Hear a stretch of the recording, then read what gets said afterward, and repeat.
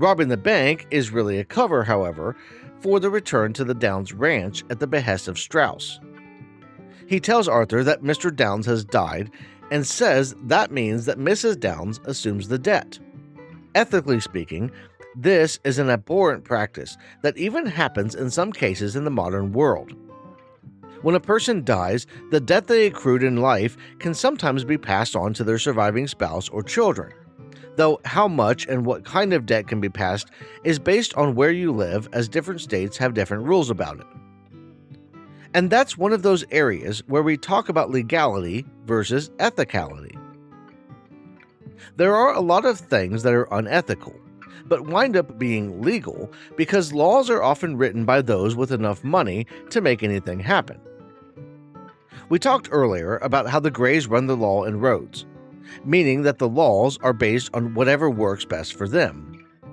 If, for instance, they only wanted certain types of liquor sold locally, a brand that came from a company they owned or worked closely with, while banning certain other types like moonshine brewed by a family they don't like, they could make that law. And that doesn't just apply to local bands of crooked families. It extends nationwide when we look at people like Leviticus Cornwall. Cornwall was able to march into Valentine in the last chapter and have his men get into a shootout with the Vanderlyn gang, putting innocent lives at risk in the process, with no repercussions.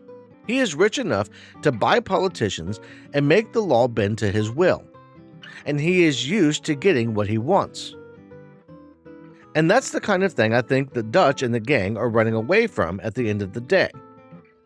Sure, laws restricting freedom are frustrating, but when those laws are written by men who don't have to follow the law themselves, it's only natural that there would be groups of people like the Vanderlyn gang that refuse to go along.